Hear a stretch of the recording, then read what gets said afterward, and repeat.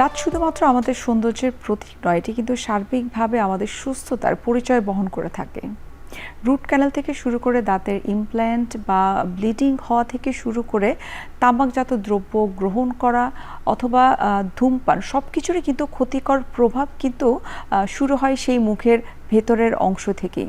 আজ আমরা আলোচনা করার চেষ্টা করব যে দাঁতকে কিভাবে আসলে সুস্থ সুন্দর রাখা যেতে পারে এবং দাঁতের যে বেসিক কেয়ার সেটা আসলে কীরকম হলে দাঁত ভালো থাকতে পারে সেই বিষয়গুলো কিন্তু আমাদের আজকের আলোচ্য বিষয়। সুপ্রিয় দর্শক, আপনাদের সবাইকে আমন্ত্রণ জানাচ্ছি এখন টিভি নিয়মিত আয়োজন আরোগ্য নিকেতনে। আমি নুসরাত দীপা আজ আপনাদের সঙ্গে রয়েছি।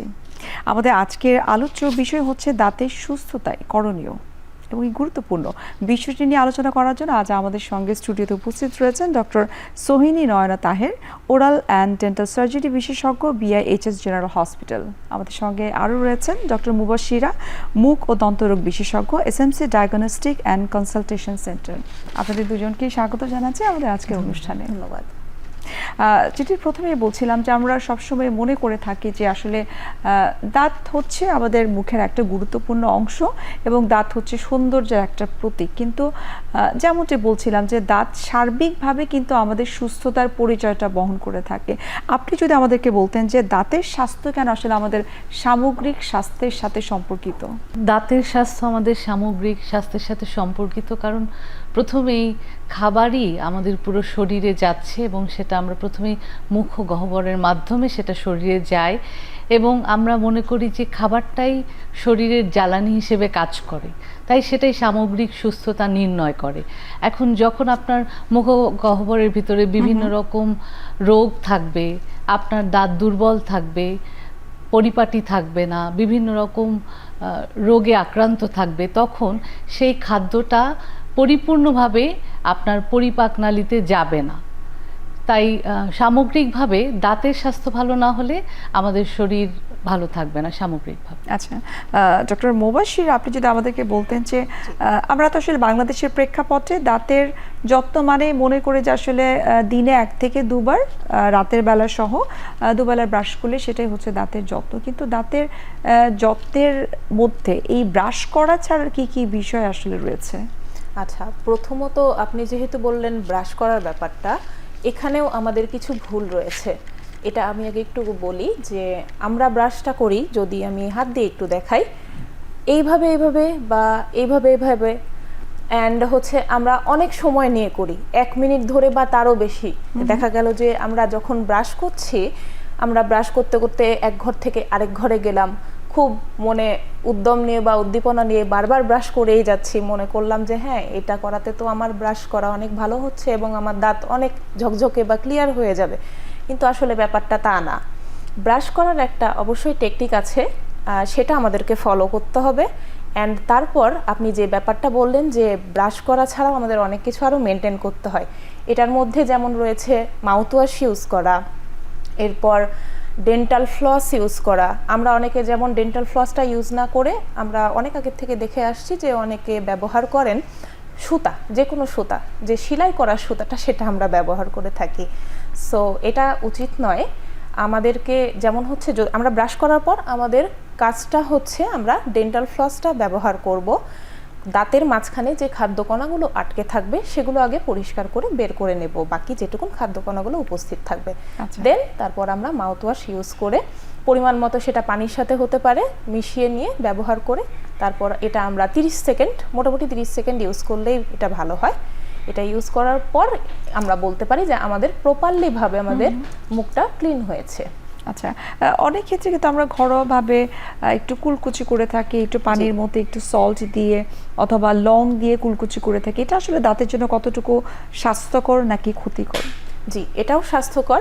মোস্টলি আমরা যেটা বলে থাকি যে যখন কোনো দাঁতে ইনফেকশন হয়, এটা রুট ক্যানাল প্রসিডিউর হোক বা কোনো সার্জিক্যাল এক্সট্রাকশন অথবা নর্মাল কোনো দাঁতের এক্সট্রাকশন যখন করি আমরা মেনলি, তখন আমরা এটা সাজেশন দিয়ে থাকি। বা দাঁতে যদি কোনো কারণে ব্যথা হয়, আপনি ওষুধ খেতে চাচ্ছেন না বা এটা পরবর্তীতে ব্যবহার করতে চাচ্ছেন ওষুধ, যে আমি আগে ঘরোয়া পদ্ধতি ব্যবহার করে দেখি, সো এটা কুসুম গরম পানির সাথে যদি আমরা লবঙ্গ অথবা লবণ মিশিয়ে এটা কুলিকচি করে থাকি, এটা একটা ঘরোয়া অ্যান্টিসেপটিভ হিসেবে কাজ করে।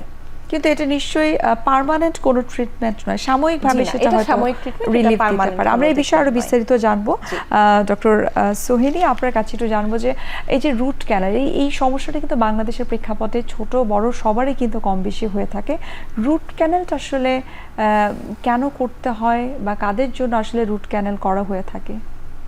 আচ্ছা, আমরা সচরাচর ডেন্টাল প্র্যাকটিসে শিশুদের ক্ষেত্রে এবং প্রাপ্তবয়স্কদের ক্ষেত্রে যখন দেখি যে তীব্র ব্যথা নিয়ে আসে, তো তীব্র ব্যথা নিয়ে আসার পর না আমরা আর মনে মনে আমরা ঠিক করে ফেলি এটা আর ফিলিংয়ে কোনো রকম রেস্টোরেটিভ ট্রিটমেন্টে আমরা যেতে পারবো না, এবং আরও বেশি কনফার্ম হওয়ার জন্য আমরা একটি এক্সরে সহায়তা নিয়ে থাকি। এবং এক্সরের মধ্যে আমরা যখন দেখি যে দাঁতের যে গর্তটা আমরা ডেন্টাল চেয়ারে দেখেছি, সেটা এক্সরেতে এসে দেখি যে যেটা যখন দাঁতের পাল্পকে টাচ করে গেছে, পাল্প টিস্যুকে, এবং তখন আরও বেশি কনফার্ম হয়ে যায় যে রুট ক্যানেল ট্রিটমেন্টের মধ্য দিয়ে আমাদেরকে যেতে হবে। বাচ্চাদের ক্ষেত্রে আমরা দুটো মেডিকেল টার্ম ইউজ করে থাকি, পাল্পেক্টমি ও পাল্পোটমি।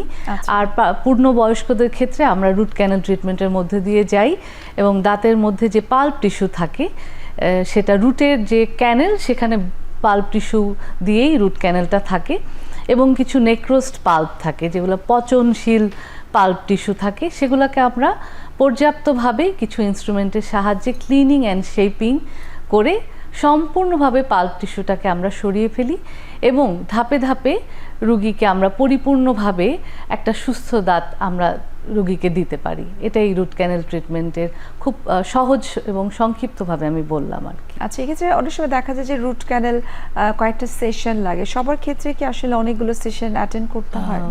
আচ্ছা, যেটা হয় যে আমরা সচরাচর আমরা 2-3 বার রুগীকে আসতে বলি, হ্যাঁ, কিন্তু যখন দেখি যে খুব ইমার্জেন্সি, রুগী বাইরে কোথাও চলে যাচ্ছে বা দাঁতটা আর একেবারেই শেষ পর্যায়ে, আর যদি কিছু না করা যায়, এবার দাঁতটা ফেলে দেওয়ার মতো পর্যায়ে চলে আসছে, রুট ক্যানেল না করে ফেলে দিতে হবে, তখন আমরা হয় কি সিঙ্গেল ভিজিট, একদিনে আমরা রুট ক্যানেলটা করার চেষ্টা করি। সেই ক্ষেত্রে আমরা যেটা আমি আমার পুরনো কথায় ফিরে যাব যে পাল্প টিস্যুটাকে পরিপূর্ণভাবে সরিয়ে ফেলবো ক্লিনিং অ্যান্ড শেপিংয়ের মাধ্যমে, এবং বিভিন্ন ইনস্ট্রুমেন্ট আমরা রুট ক্যানেলে ইউজ করে থাকি, K-File, H-File, এবং শেষ পর্যন্ত আমরা যেটা হয় যে দাঁতটিকে সিঙ্গেল ভিজিটে রুট ক্যানেলটা শেষ হয়ে যায়, এবং রুগীকে ব্যথার একটা সম্ভাবনা থাকে, যেহেতু সিঙ্গেল ভিজিটে আমরা root canal shaping and cleaning করি, অবজেকশন একটা পেইন হয়ে থাকে, যেহেতু আমরা বিভিন্ন ধরনের ইনস্ট্রুমেন্ট আমরা প্রয়োগ করে থাকি, সেক্ষেত্রে আমরা বিভিন্ন ব্যথার ওষুধ অ্যানালজেসিক দিয়ে থাকি, NSAID ইউজ করে থাকি, এবং এর কমপক্ষে এক সপ্তাহ পরে রুগীকে একটি ক্রাউন পরিয়ে দিই, যাতে দাঁতটা ব্যবহারযোগ্য ফাংশনালি এবং অ্যাস্থেটিক্যালি দুটো কাজই দাঁতটা করতে পারে। এমনি তো দাঁতটা অলরেডি মৃত হয়ে যায়, যখন আমরা পাল্প টিস্যুটাকে সরিয়ে ফেলি দাঁতটা কিন্তু মৃত, কিন্তু এটাকে ব্যবহারযোগ্য করার জন্য অ্যাস্থেটিক্যালি এবং ফাংশনালি যাতে সে ব্যবহার হতে পারে, সেজন্য আমরা একটা ক্রাউনের সাহায্য নিয়ে থাকি, এবং প্রথম ভিজিটেই রুট ক্যানেলটা শেষ করে ফেলি। ডক্টর সোহিনী, আপনি বলছিলেন যে রুট ক্যানেল কয়টা সেশনে করে থাকেন, এবং চমৎকার করে আপনি বলছিলেন যে আপনারা দাঁতটা যখন রুট ক্যানেল করেন দাঁতের, সেক্ষেত্রে সেটা কার্যকরভাবে যেন কাজ করে থাকে, এবং সেই সাথে অ্যাস্থেটিক্যালি যেন বিষয়টা আসে, সেই দুটো বিষয়কে মাথায় রেখে কিন্তু আপনারা কাজগুলো করে থাকেন। ডক্টর মোবাশির, আপনার কিছু একটু জানতে চাই যে অনেকেরই কিন্তু ধারণা যে রুট ক্যানেল করলে দাঁতটা অনেকটাই দুর্বল হয়ে যায়, বিষয়টা আসলে কতটুকু সত্য? নর্মাল অবস্থায় শরীরে যে ইমিউনিটিটা কাজ করে, কোনো সার্জিক্যাল কাজ বা যদি আমরা কোনো অপারেশন করি, এটা তো স্বাভাবিক ব্যাপার যে হচ্ছে শরীরটা একটু আগের চেয়েও হলে দুর্বল হয়ে পড়ে, বাট দাঁতের ক্ষেত্রেও এটা কিছু অংশে প্রযোজ্য, কারণ হচ্ছে যেহেতু আমার দাঁতটা ইনফেকশন হয়ে গেছে এবং একে আমি ট্রিটমেন্ট দিচ্ছি, ট্রিটমেন্ট দিয়ে একটা কৃত্রিম সেবা প্রদান করছি বা ক্রাউন পরাচ্ছি, এখানে দাঁতটা কিন্তু নর্মালি যে এর বলা যায় যে শক্তিটা পেত তার নর্মাল আসল দাঁতটা থেকে, সেখান থেকে তো অবশ্যই সে একটু হলেও কম পাবে, কারণ এখানে তো আমরা ক্রাউন পরাচ্ছি। বাট এই ক্রাউনটা তাকে পরবর্তীতে যে নর্মাল প্রেসারে আমরা খাবারটা খাই বা চিবিয়ে যেটা খাই, সেটাতে অবশ্যই হেল্প প্রদান করছে। কিছুটা হলেও যদি ইমিউনিটি দাঁতের একটু কমে যায়, বাট আপনি যদি প্রপারলিভাবে ওরাল হাইজিনটা মেনটেন করে থাকেন ক্রাউন পরানোর পরে বা ক্যাপ পরানোর পরে, সহজ ভাষায় অবশ্যই আপনার দাঁতের অ্যাসথেটিক বলেন বা হচ্ছে নর্মালি যে দাঁতের পাওয়ারটা সেটা অবশ্যই বজায় থাকবে। আচ্ছা, অনেকেরই কিন্তু ধারণা যে আমি ক্রাউন বা ক্যাপটা যেটা আমি পরলাম সেটা হয়তো পার্মানেন্ট ভাবেই পরানো হয়েছে এবং এটার বিশেষভাবে কোনো বা আলাদা করে কোনো যত্নের প্রয়োজন হয় না। আপনার কাছে আসলে কি মনে হয় যে যেমন আপনি বলছিলেন যে মেনটেনেন্সটা যদি ঠিকঠাক মতো করা যায় তাহলে সেটা লংজিভিটি কিন্তু অনেক দিন থাকে, সেই মেনটেনেন্সটা আসলে কি রকম হবে? এখানে মেনটেনেন্সটা হলো যে ওরাল হাইজিন আপনি যখন মেনটেন করবেন, আগে যেমন নর্মাল দাঁত থাকা অবস্থায় আমরা ব্রাশ করা, ফ্লসিং টেকনিক ব্যবহার করা বা মাউথ ওয়াশ ইউজ করা, এটা যেহেতু করছি এটা অবশ্যই কন্টিনিউ করতে হবে। এবং আমরা পেশেন্টদেরকে সাধারণত বলে থাকি যে আপনি যখন রুট ক্যানেল করে ক্রাউন পরলেন বা ক্যাপ পরলেন, অবশ্যই আপনারা আঠা জাতীয় খাবার, আঠা জাতীয় খাবার বলতে আমরা প্রথমতই বুঝি যে সিদ্ধ আটার বা ময়দার যে রুটিটা, এটা একটু অ্যাভয়েড করা ভালো। অ্যান্ড হচ্ছে ফাস্ট ফুড, এগুলো একটু কম খাওয়া ভালো। এবং আপনি যদি, আমি একবারেই বলবো না যে বাংলাদেশের প্রেক্ষাপটে এটা আমাদের অ্যাভয়েড করা সম্ভব রয়েছে, আপনি খান প্রবলেম নাই, বাট তারপরে আপনাকে ব্রাশ করে নেওয়া, ভালো একটা ব্রিসেলের ব্রাশ ব্যবহার করা বা ডেন্টাল ফ্লস ব্যবহার করা, এর মাউথ ওয়াশ ব্যবহার করা, এটা অবশ্যই আপনি খাবার পরপরই ব্যবহার করে নেবেন যাতে আপনার ওরাল হাইজিনটা মেনটেন থাকে।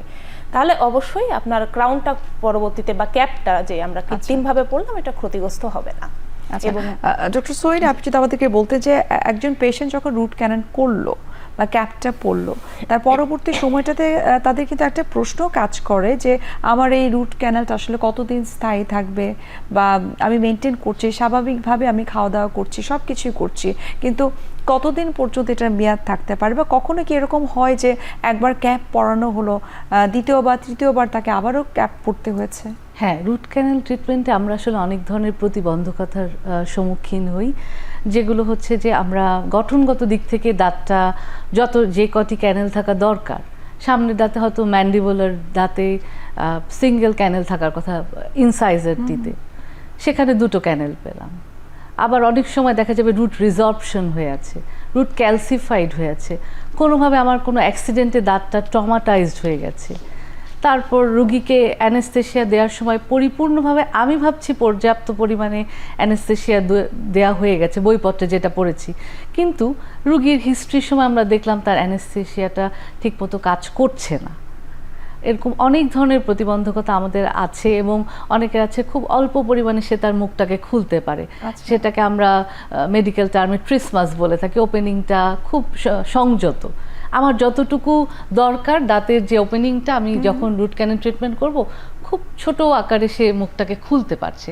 তো এই ধরনের বিভিন্ন প্রতিবন্ধকতাগুলোকে সরিয়ে আমরা যখন রুট ক্যানেল ট্রিটমেন্টগুলোকে খুব সুন্দরভাবে একদম প্রথমে ওয়ার্কিং লেন্থটাকে যখন আমরা সুন্দরভাবে নিয়ে নিব, তখনই রুট ক্যানেলের সব প্রতিবন্ধকতা দূর করে আমরা তার সাকসেস রেটটা দিতে পারবো। এবং রুগীরা সবসময় বলে এই রুট ক্যানেল করার পরে যে ক্যাপটা আপনারা আমাদেরকে পরিয়েছেন সেটা কি জীবনভর আমি পরে থাকতে পারবো কিনা? হ্যাঁ, অবশ্যই পারবেন যদি আপনি সঠিকভাবে সেটার যত্ন নেন। এবং আমরা সবসময় বলি যে আল্লাহ প্রদত্ত যেই দাঁত, সেই দাঁতের শক্তি আর আমরা মানুষ যেই ক্রাউন বা ক্যাপ বাংলা ভাষায় যেটা আমরা বলে থাকি, সেই দাঁতের শক্তি আপনার একরকম হবে না। ডক্টর মুবাশশিরও কিন্তু বলছিলেন, জি, সেক্ষেত্রে আমরা বিভিন্ন মুরগির যে হাড্ডি, গরুর হাড্ডি বা যে বিভিন্ন আঁক আমরা টান দিয়ে দাঁত দিয়ে ছিঁড়ে ফেলার চেষ্টা করি, সেগুলোকে আমরা একটু বর্জন করব।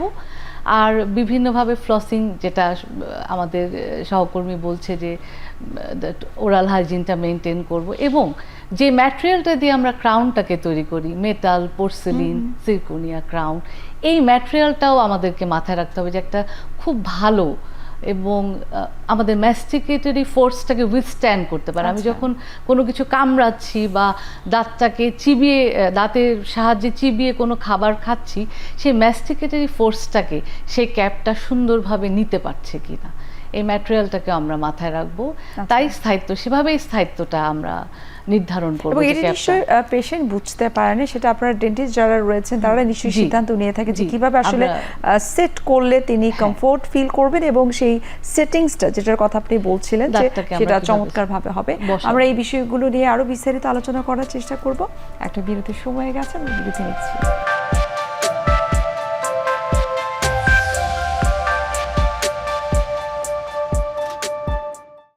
দর্শক, ফিরে আসলাম বিরতি থেকে। আপনাদেরকে অসংখ্য ধন্যবাদ আমাদের সঙ্গে থাকার জন্য। ডক্টর সোহিদ, আপনি বলছিলেন যে রুট ক্যানেলে যে ক্যাপটা ইউজ করা হয় সেটার ম্যাটেরিয়ালটার উপরও কিন্তু ডিপেন্ড করে যে সেটা কতদিন স্থায়ী থাকবে, কতদিন ভালো থাকবে, বা রোগী যিনি সেই ক্যাপটা পরেছেন সেটা কমফোর্টেবলি তিনি ইউজ করতে পারছেন। আচ্ছা, আমরা বিভিন্ন ধরনের ক্রাউন বা ক্যাপ আমরা ব্যবহার করে থাকি দাঁতে। তো কিছু আছে মেটাল দিয়ে তৈরি, কিছু পোর্সেলিন দিয়ে তৈরি, কিছু মেটাল পোর্সেলিন দিয়ে তৈরি, এবং আমরা সামনের দাঁতে যেগুলো অ্যাস্থেটিক্যালি আপনাকে খুব হেল্প করে সেসব দাঁতে আমরা জিরকোনিয়া ক্রাউনটা আমরা বেশি ইউজ করি, এবং এটা একটু ব্যয়বহুল হলেও এই চয়েসটা কি আসলে পেশেন্টরা করে থাকে নাকি আপনারা আসলে অপশন আচ্ছা, দেন? আমরা বিভিন্ন ধরনের অপশন দিয়ে থাকি, কারণ এখানে ব্যয়ের একটা ব্যাপার আছে। আপনি মধ্যম আয়ের যারা, তারা সবাই সবসময় জিরকোনিয়া ক্রাউনটা আপনি খুব ব্যয়বহুল হতে ওনারা এটা নিতে পারেন না।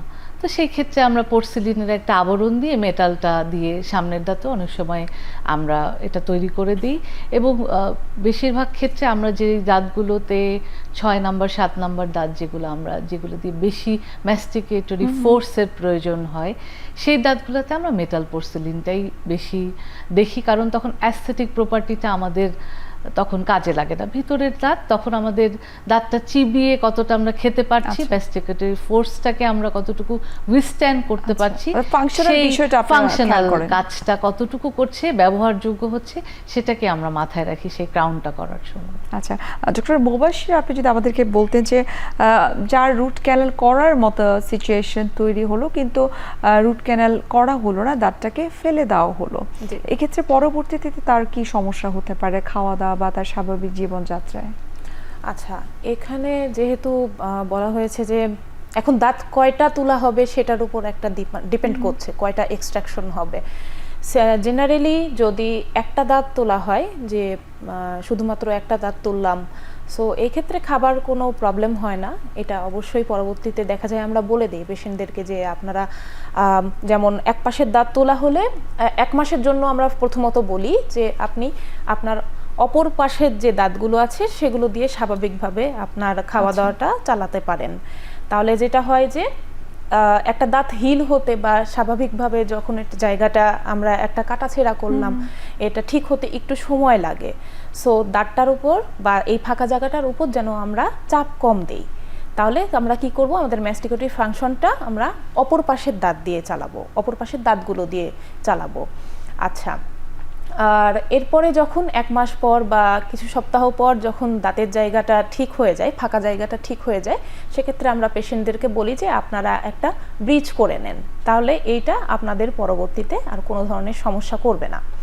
আর ব্রিজটা এখানে হলো ব্যাপারটা যে ব্রিজের যেমন আমরা জানি যে 2টা খুঁটি থাকে এবং মাঝখানে একটা ফাঁকা জায়গা থাকে। আমার মনে হয় আমাদের অডিয়েন্সদের উদ্দেশ্যে যদি আপনি একটু সহজভাবে বলতেন যে আসলে ব্রিজটা কি ধরনের ট্রিটমেন্ট, সেটা কিভাবে করা হয়। আমি এখানে 3টা দাঁত দিয়ে বোঝাচ্ছি। আমার মাঝখানে একটা দাঁত নেই এবং ডান পাশে এবং বাম পাশে 2টা দাঁত রয়েছে। তাহলে এই ফাঁকা জায়গাটা কি হবে? ফাঁকা জায়গাটা হবে হচ্ছে ব্রিজ। এটা হচ্ছে সাপোর্টিং একটা সিস্টেম, এবং বাকি 2 পাশে রুট ক্যানেল করে, যে বাকি 2টা দাঁত থাকলো সেই বাকি 2টা দাঁতে রুট ক্যানেল করে এবং মাঝখানে সাপোর্টিং একটা ক্যাপ দিয়ে মোট 3টা ক্যাপ হবে।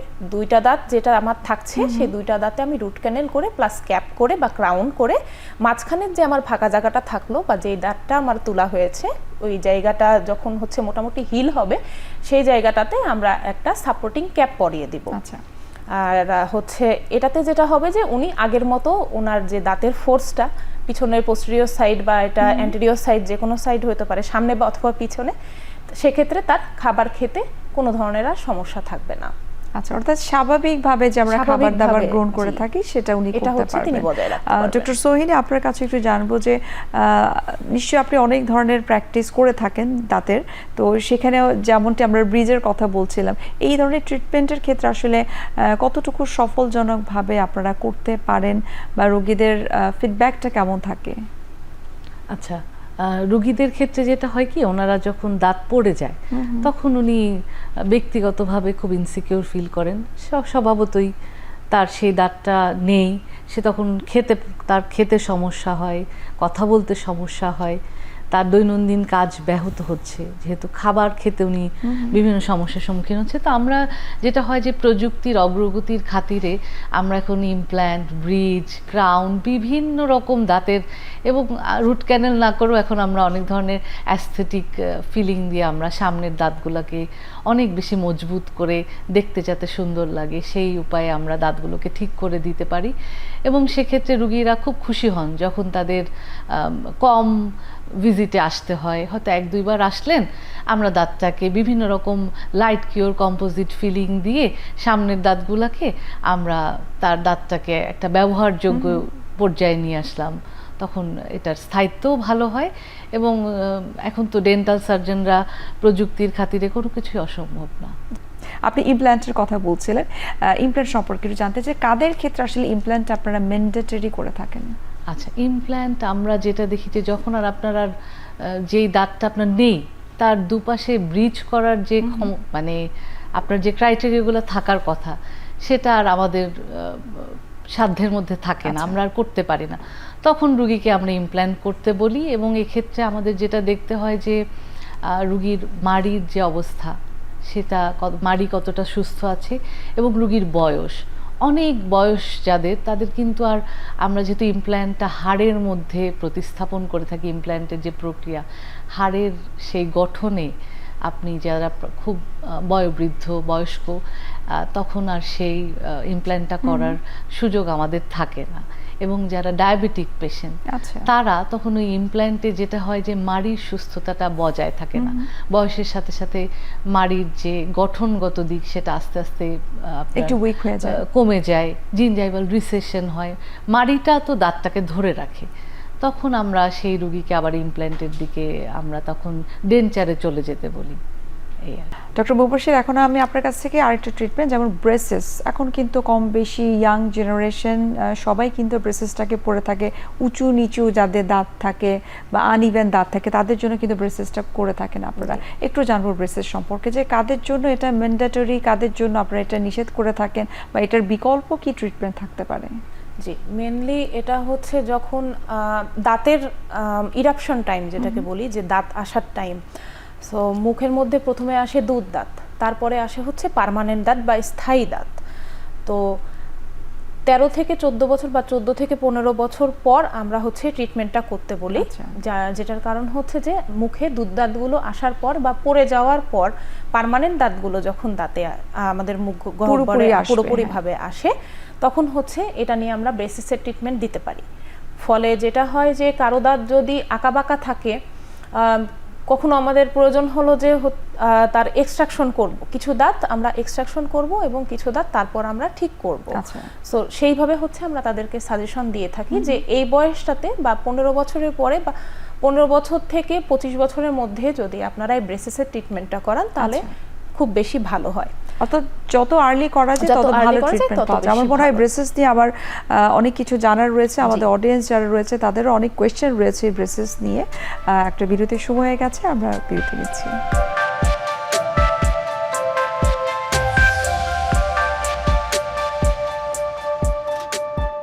দর্শক, ফিরে আসলাম বিরতি থেকে। আপনাদেরকে অসংখ্য ধন্যবাদ আমাদের সঙ্গে থাকার জন্য। ডক্টর মুবাশির, আপনার কাছে বলছিলাম যে ব্রেসেস নিয়ে আমার অনেক কোয়েশ্চেন রয়েছে। যেমন ব্রেসেসটা আপনি বলছিলেন যে 15 থেকে 25 বছর বয়স এর মধ্যে করতে পারলে খুব ভালো হয়। যেমনটি বলছিলাম যে আঁকা বাঁকা দাঁত যাদের রয়েছে, এর বাইরেও কাদের জন্য আপনারা ব্রেসেসটাকে সাজেস্ট করে থাকেন? যেমন এখন কিন্তু অনেকেই, যেমন ডক্টর সোহিনী কিন্তু বলছিলেন যে অ্যাস্থেটিকের চিন্তাটা কিন্তু এখন অনেকেই করে থাকে। যেমন আমার দাঁত হয়তো অতটা উঁচু নিচু নয়, কিন্তু তারপর আমি ব্রেসেস দিয়ে আমার নতুন করে একটা রিশেপ করতে চাই। সো এই ধরনের পেশেন্ট কি আপনারা ডিল করে থাকেন? এটা হচ্ছে বেশিরভাগ ম্যাক্সিমাম যাদের আঁকাবাঁকা দাঁত থাকেন তারাই বেশিরভাগ এই ট্রিটমেন্টের জন্য আসেন। আর অ্যাস্থেটিক্যালি যারা হচ্ছে দাঁত ঠিক করতে চান এদের পার্সেন্টেজটা একটু কম হয়। সো মোস্টলি দেখা যায় যে আঁকাবাঁকা দাঁতটার ক্ষেত্রেই এই ট্রিটমেন্টটা, ব্রেসিং ট্রিটমেন্টটা বা অর্থোডন্টিক ট্রিটমেন্টটা বেশি হয়ে থাকে।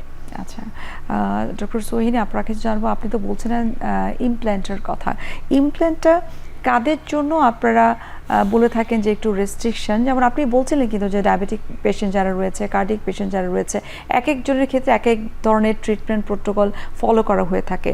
ইমপ্ল্যান্টটা যদি কেউ করলো, তিনি যদি ডায়াবেটিক পেশেন্ট হন, তিনি যদি কার্ডিয়াক পেশেন্ট হন, তার পরবর্তী সময়টাতে বিশেষ কি কি যত্নের আসলে প্রয়োজন রয়েছে? আচ্ছা, আমরা যেটা করব যে সব সময় বলি যে ওরাল হাইজিনটাকে আমরা খুব পরিপূর্ণভাবে মেনটেন করার চেষ্টা করব। বছরে 2বার স্কেলিং করব যাতে ক্যালকুলাসটা না জমে যায় দাঁতে। আর যেটা হয় যে ভিটামিন সি নিব আমরা বিভিন্ন ট্যাবলেটের মাধ্যমেও নিতে পারি, খাবারের মাধ্যমে যেসব মৌসুমি ফল আমরা পাই এবং যেগুলো মৌসুমি ফলের মধ্যে ভিটামিন সি আছে। আর মাড়ির সুস্থতা যাতে বজায় থাকে এবং মাড়িটা যাতে খুব সুন্দরভাবে পর্যাপ্তভাবে দাঁতটাকে ধরে রাখে, তাহলে ইমপ্ল্যান্টে আমরা সফলতা অর্জন করতে পারবো। আমি ডক্টর মুবাশির আপনার কাছে একটু জানতে চাইবো যে আমরা তো জানি যে দাঁতের যত্নটার জন্য proper brushing is very important, as well tongue cleaning, যেখান থেকে অনেক ধরনের ব্যাকটেরিয়া, ক্ষতিকর ব্যাকটেরিয়া বা ভালো ব্যাকটেরিয়া থাকে, কিন্তু টাং ক্লিনিংটা কিন্তু অনেক বেশি গুরুত্বপূর্ণ। এটা সম্পর্কে আপনার কাছে একটু জানতে চাইবো। আচ্ছা, এটার জন্য আমি বলবো যে আমাদের এখন কিছু ব্রাশ বের হয়েছে যেগুলো ব্রাশের পিছন সাইডে, ব্যাক সাইডে কিছু হচ্ছে স্পটিং থাকে।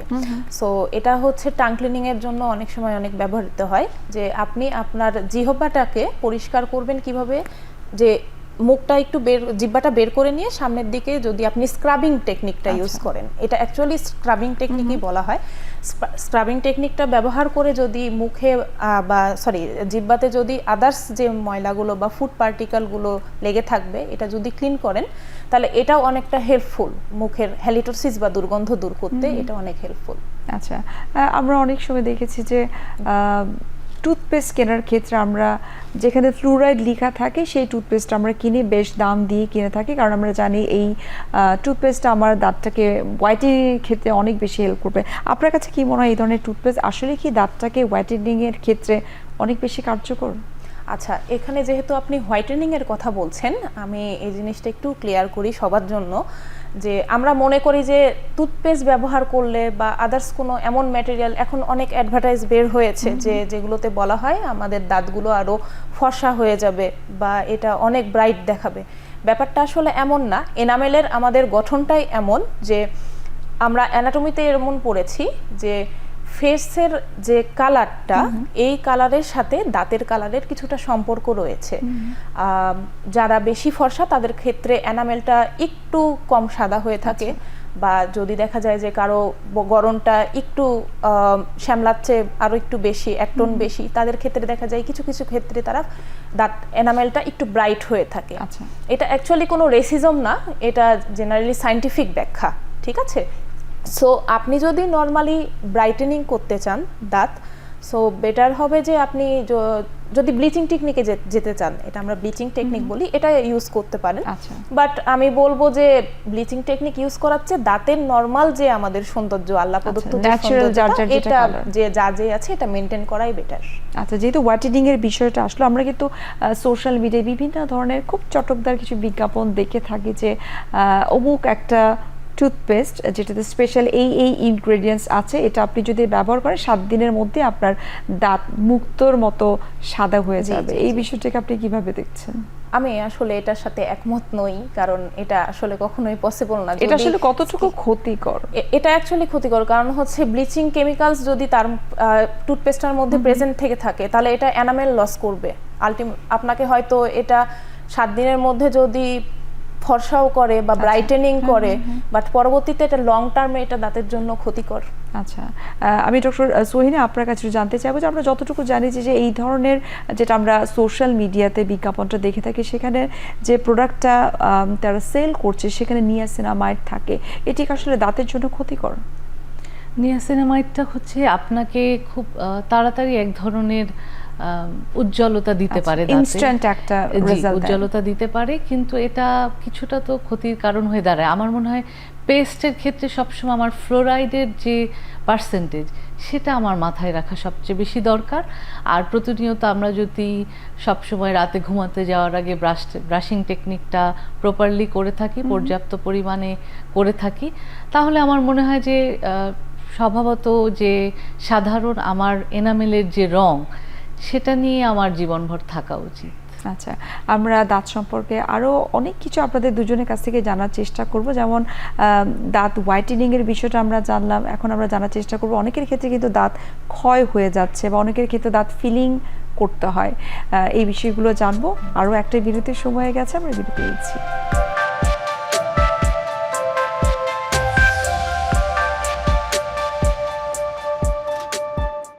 দর্শক, ফিরে আসলাম বিরতি থেকে। আপনাদেরকে অসংখ্য ধন্যবাদ আমাদের সঙ্গে থাকার জন্য। ডক্টর মোবাশ্বির, আপনার কাছে একটু জানতে চাইবো যে আমরা ফিলিংয়ের কথা বলছিলাম এবং দাঁত ক্ষয় হয়ে যাওয়া, একটু দাঁত ক্ষয় হয়ে যাওয়া নিয়ে বলবো যে কাদের ক্ষেত্রে আসলে দাঁতটা ক্ষয় হয়ে যাচ্ছে। আমরা তো বাচ্চাদের ক্ষেত্রে অধিকাংশ ক্ষেত্রে দেখে থাকি যে দাঁত ক্ষয় হয়ে যাচ্ছে, বিশেষ করে তাদের দুধ দাঁতের কিন্তু এই সিচুয়েশনটা আমরা সব থেকে বেশি দেখি। তাদের ক্ষেত্রে আপনার পরামর্শ কি, কিভাবে আসলে যত্ন নেওয়া উচিত? বাচ্চাদের ক্ষেত্রে যেটা হলো যে দুধ দাঁত যদি ক্ষয় হয়ে যায়, এটা নিয়ে চিন্তা পাবার কিছু নেই, কারণ পরবর্তীতে এটা পার্মানেন্ট দাঁত বা স্থায়ী দাঁত অবশ্যই আসবে।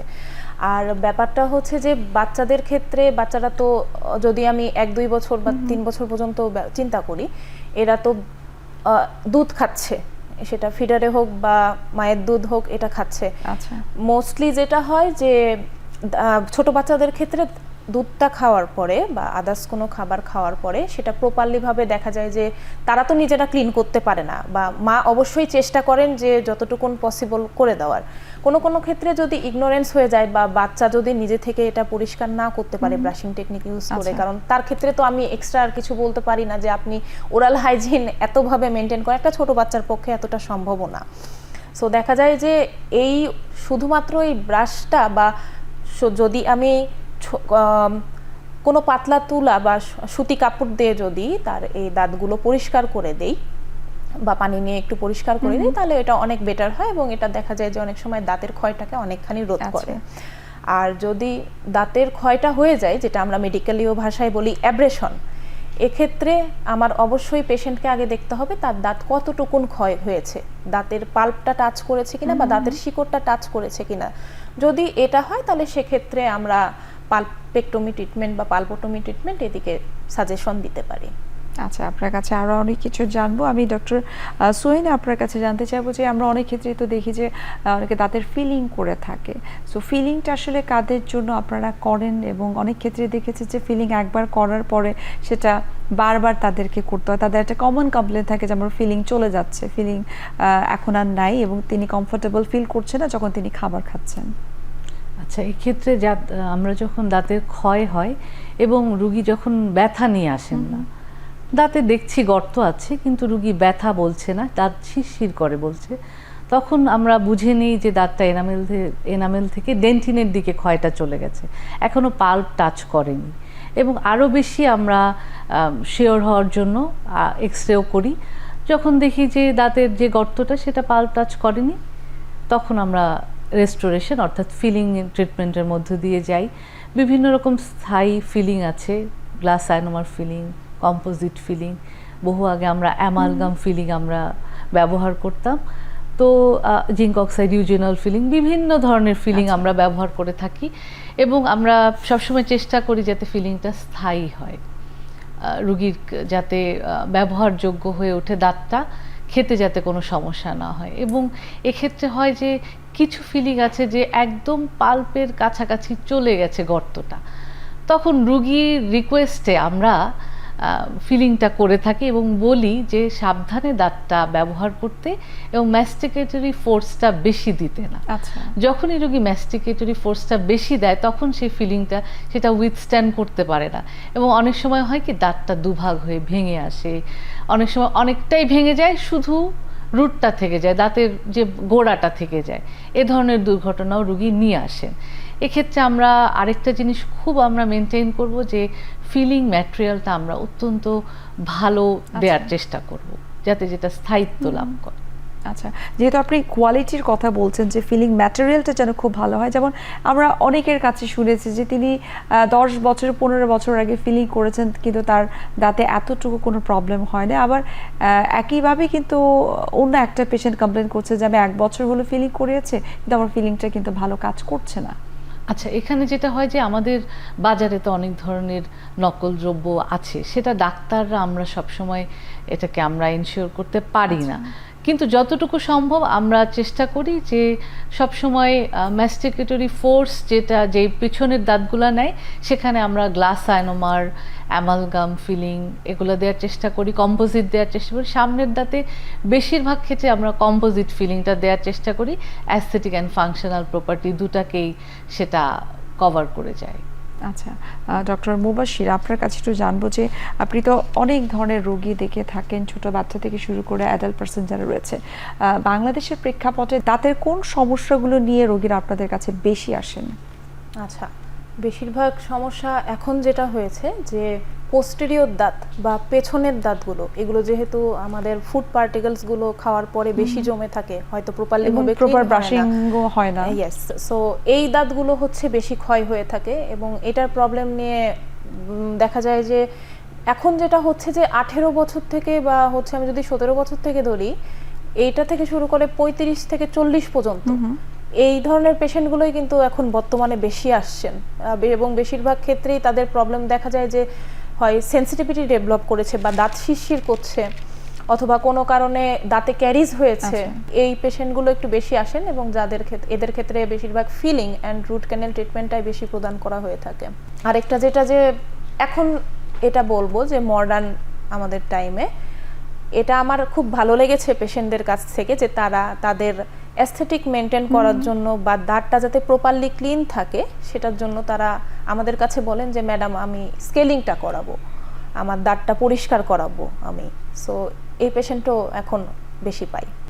ডক্টর সোহিনী, আপনার কাছে ছোট্ট করে জানতে চাইবো, এই যে অনেকে ধূমপান করছে, পান খাচ্ছে, জর্দা খাচ্ছে, এগুলো আসলে দাঁতের জন্য কতটুকু ক্ষতি করে এবং এটার জন্য কি পরবর্তীতে যদি কোনো আলসার হয়, আলসার থেকে কি ক্যান্সারের দিকে টার্ন করতে পারে? জি অবশ্যই। তামাক পাতা, আপনি যেভাবে বললেন পান, সুপারি, জর্দা এবং অ্যালকোহল, এই ধরনের যে বস্তুগুলো আমরা প্রতিনিয়ত নিয়ে থাকি, এগুলো প্রথম প্রি ক্যান্সারাস লেশন দেখি আমরা, pipe smoker, keratosis, oral submucous fibrosis, speckle leukoplakia, বিভিন্ন ধরনের লিউকোপ্লাকিয়া, এই যে আলসারগুলো এগুলো এক ধরনের প্রি ক্যান্সারাস লেশন।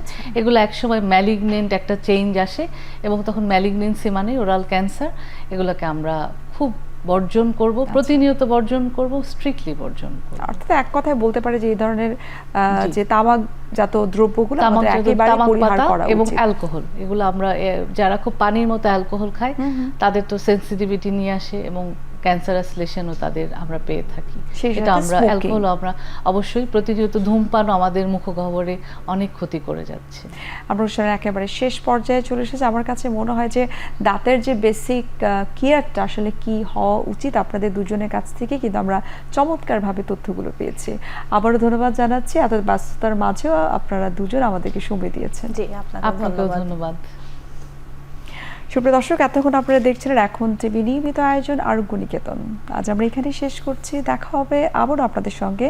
সেই পর্যন্ত আপনারা সুস্থ থাকুন, ভালো থাকুন। আল্লাহ হাফিজ।